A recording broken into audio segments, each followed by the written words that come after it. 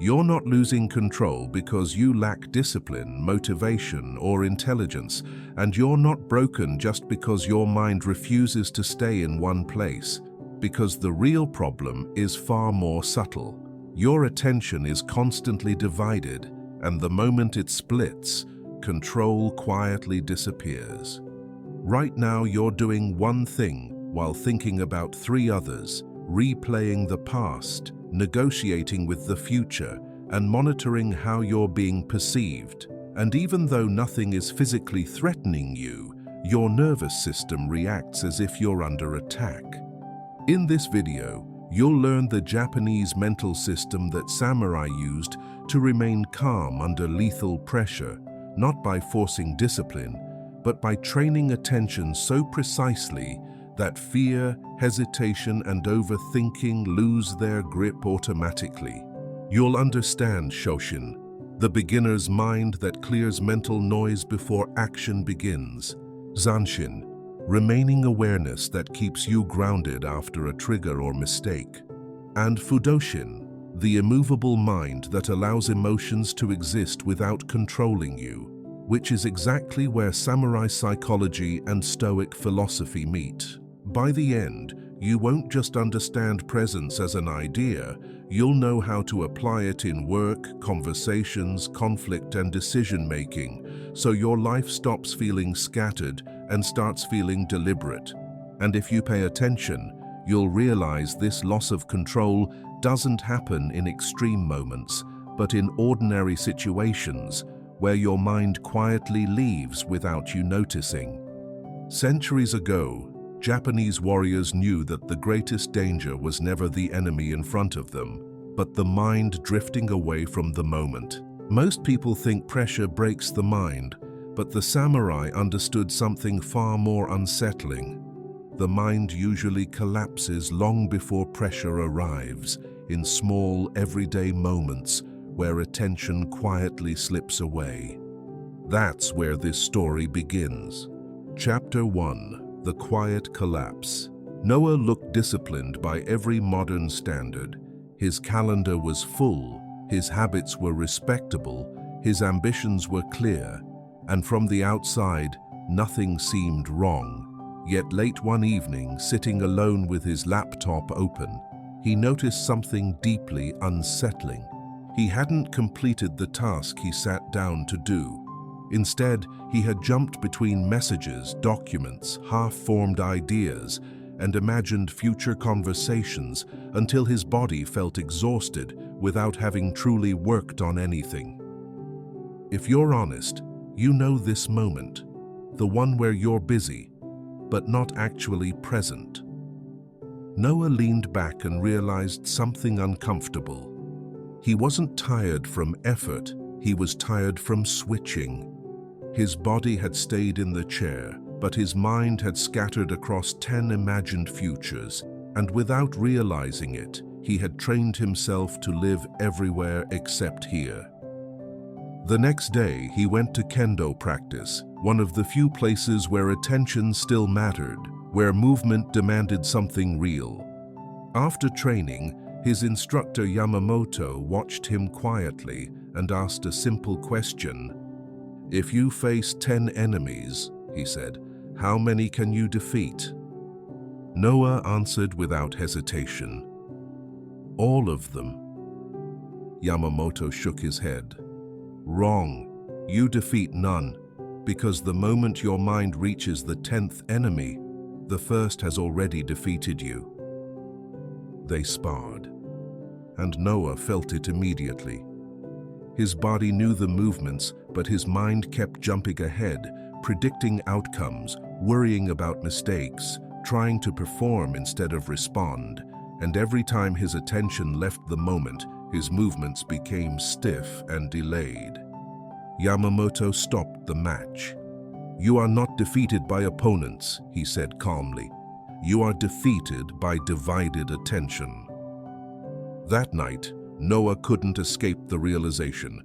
If attention fragments this easily, then control has nothing to do with force. It has everything to do with presence. And once you see how often your attention leaves the moment, you can't unsee it anymore. And that's exactly where real control either begins or completely collapses. Chapter 2, Shoshin, Beginner's Mind. The next training session felt wrong. No sparring, no drills, no intensity. Yamamoto handed Noah a broom.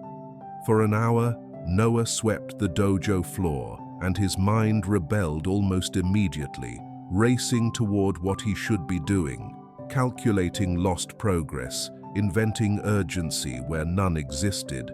Notice how uncomfortable simplicity becomes once your mind is addicted to noise.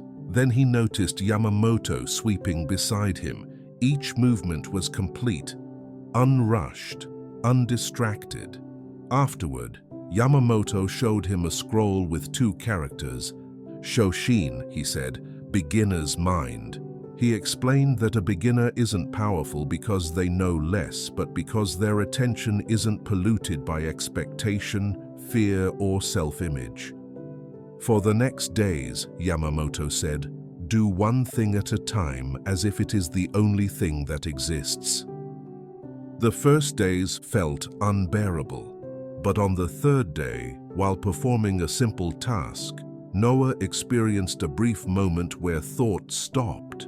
Not because he forced it, but because attention finally settled. It startled him, and it stayed with him. Because focusing in calm situations is easy, but the real question is what happens to your mind the moment something interrupts you. Chapter 3, Zanshin, Remaining Awareness. During sparring, Noah noticed something subtle but decisive. He didn't fail during the attack. He failed after blocking it, when his mind relaxed too early and rushed toward evaluation, relief, or frustration. This is why one small mistake can ruin your entire day if you're not aware of what happens next. Yamamoto named it Zanshin, remaining awareness. Not tension, not hyper-focus, but an open, grounded attention that stays awake after action. After each exchange, Noah noticed the urge to evaluate or relax, and instead of following it, he kept his attention open for one more breath, which was enough to prevent his mind from drifting away. As Noah trained this, something shifted. His responses became cleaner, not because he thought faster, but because he stopped thinking when it wasn't needed. And this is where most people fail. Because you don't lose control during the hit. You lose it in the moment right after, when you think it's over. Chapter 4, Fudoshin, The Immovable Mind. Even after Noah learned to stay present, fear didn't disappear. It simply changed its shape. It was no longer the sharp fear of physical danger, but the quiet, corrosive fear of failure, of being exposed, of losing control in front of others, the kind of fear that doesn't shout, but constantly whispers in the background of your decisions. If you're honest, this is the fear that influences most of your choices, even when you think you're being rational. Yamamoto addressed this without comfort. He explained that fear survives through one mechanism above all others, the refusal to accept uncertainty, because the moment you secretly demand a guaranteed outcome, your nervous system stays tense, scanning for threats that may never arrive. This was the foundation of Fudoshin, the immovable mind, not a mind without emotion, but a mind that is no longer dragged around by the need to control what was never controllable in the first place. Whenever anxiety arose, Noah silently named what he could not control and brought his attention back to what he could, which immediately steadied his actions. The more he practiced this, the clearer it became. The attempt to secure approval, success, or certainty scattered his attention, but the moment he accepted that outcomes, opinions, and timing were not his to command, something inside him settled. The moment you stop bargaining with the future, fear loses its leverage over the present.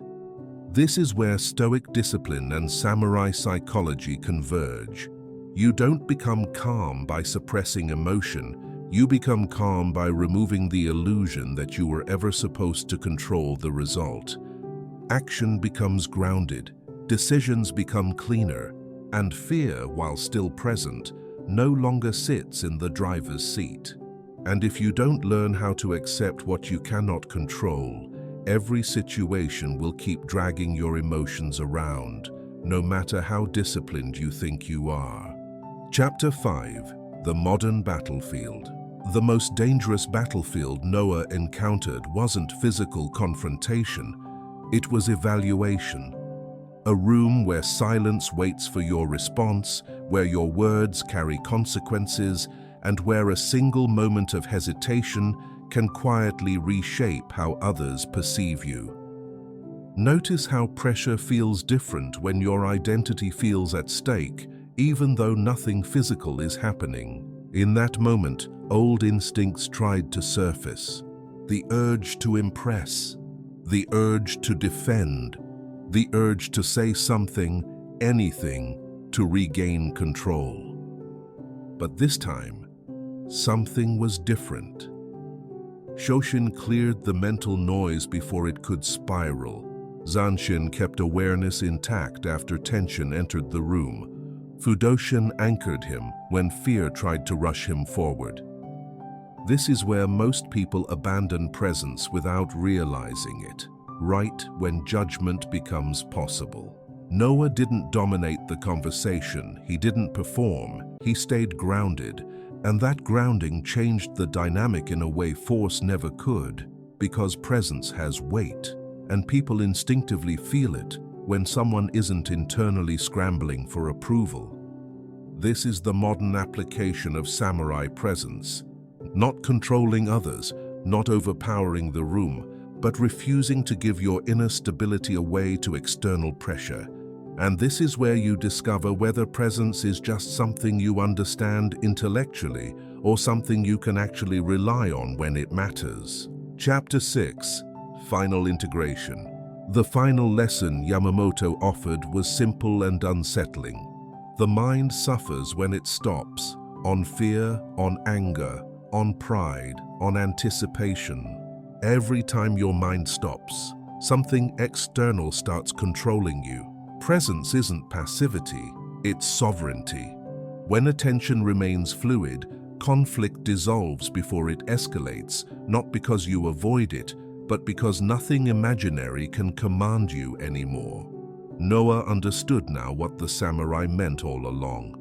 The sword was never the weapon, attention was. Because the moment you stop fighting imaginary battles in your head, you realize that control was never about force. It was always about where you place your attention.